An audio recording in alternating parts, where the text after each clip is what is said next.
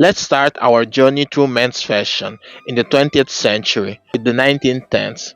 And I think in fashion are usually the most forgotten decade when we talk about the fashion in the 1900s. The 1910s were a decade of change, and the Great War defined the later part of the decade. It saw the culmination of the European militarism that started in the late 19th century. It saw also the start of the World War I that started from the assassination of Archduke Franz Ferdinand on June 28, 1914. The decade started with peace and prosperity, and the US was the richest nation in the world thanks to the growth of their huge companies. Cars and electricity became more common in American households. The right to vote for women was introduced. Prohibition, the first zipper was invented, and Hollywood starts their rise in the movie industry that is moved from the East Coast to the West Coast. The style didn't change so much from the last decade. To start, sack suits replaced the frock coats for most formal and informal occasions, and sack suits were long, plain and loose-fitting suits that were long down to the mid-thigh, single or double-breasted with three buttons. They can be navy, green, gray, or brown. That was worn with a matching waistcoat and trousers, or contrasting. Trousers were ankle length with cuffs. In the 1912s, there was a brief period where purple, bright blue, and bright green suits were popular, called the rah-rah suits, that lasted in colleges. Thick fabrics were used for suits, and they were usually made with wool or wool blended with cotton. The gap between the shorter trousers and shoes was filled with gaiters or spats. Tweed and cashmere were also included in the suit's fabrics. At the start of the decade, suits were more tight and fitted, then they became more relaxed at the end of the 1910s. There is the advent of the Norfolk jacket that was fashionable for outdoor activities. It is made from tweed or similar fabrics that was worn with breeches or knickerbockers. Evolved into the Norfolk suit that was used for bicycling and golf. Trousers were held up with elastic or leather suspenders, belt for casual outfits. The jazz suit also will appear and last until the start of the 20s. Military uniform was also influential to the men's fashion in the 1910s. Sportswear rises in the 1910s because of the growing popularity of golf, tennis, and cycling, and new sports like baseball and basketball. Knickerbockers were worn with long socks and a jacket of sweater, for golf or cycling for example.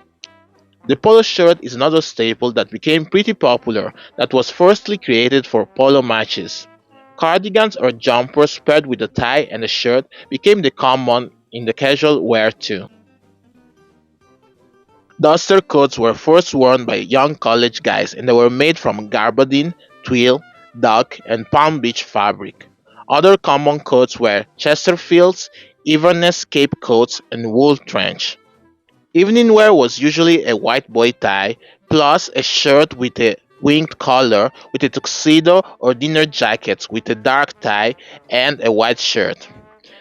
As shoe options, there were boots that were made for traveling, business, and work, Oxford shoes, spats boots, and pumps. Yes, they were slaying back in the day. And hats were worn at the time where the fedora, the bowler hat, the Hamburg hat, the false derby hats, and flat caps that were worn also in sportswear.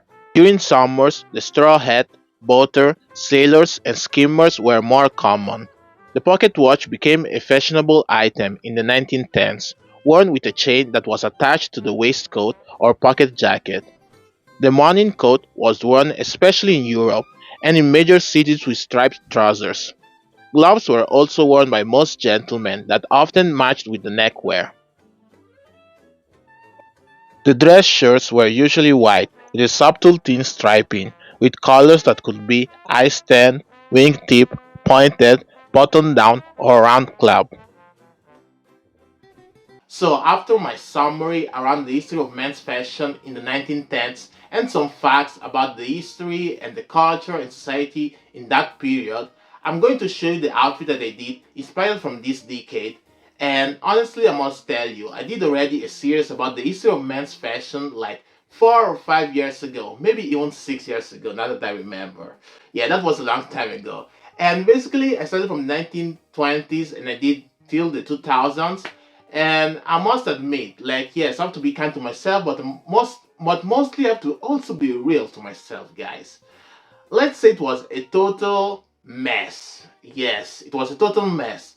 Like, yeah, it was my first year of YouTube, and my vintage wardrobe wasn't that big. Like, it was very small, and my fits were inaccurate most of the time. My info on the history of men's fashion, it wasn't totally correct most of the times. The audio was a mess, the video was a mess, the editing was a mess.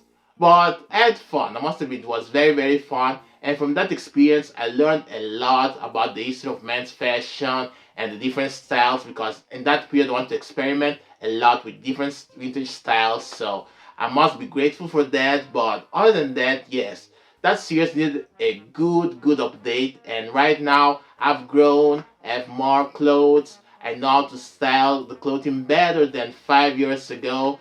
And honestly, I want to do this history of men's fashion series starting with the 1910s. That is a decade that is mostly forgotten, because in most like history of men's fashion essays and videos that I see around, they always start with the 1920s and go up.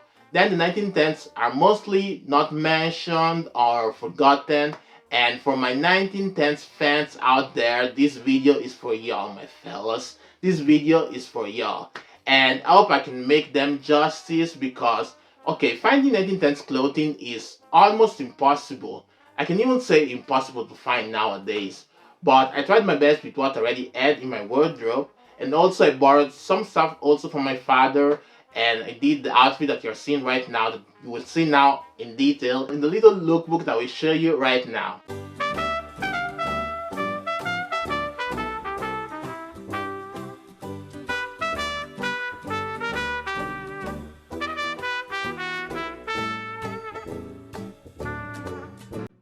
For my 1910s outfit, I'm wearing my convertible wool coat that I thrifted some time ago, and I'm also wearing my Quadrona black suit with my thrifted Kanda vest, paired with my dress shirt that is from Belvedere Daisy and is thrifted, and also I'm wearing my thrifted grey tie from Rena with my H&M fedora hat to finish the look.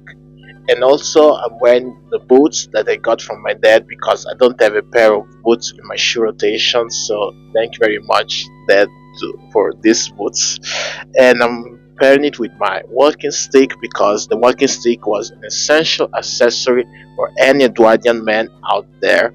So yeah, this is my final look. The only thing I am missing, I think, is the pocket watch, because I don't have one. But yeah, this is the final result. Hope you enjoy it.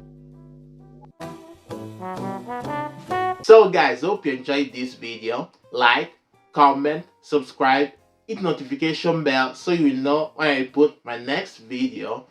And yes, I'm happy that the first episode is finally out.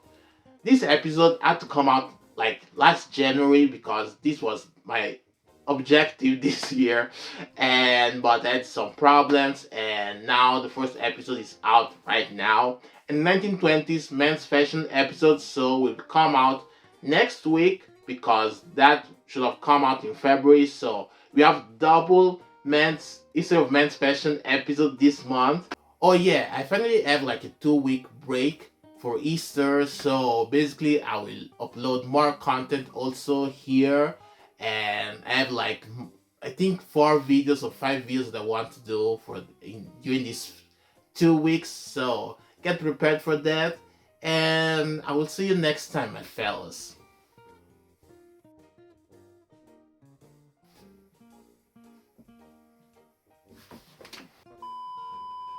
1, 2, 3 prova, 1, 2, 3, 4 vai. 1, 2, 3 testing, is working, yes, it's working, let's go. 1, 2, 3. Okay, 1, 2, 3. Let's go. Show you right now. Oh my goodness. Oops. Don't burp here. We don't burp.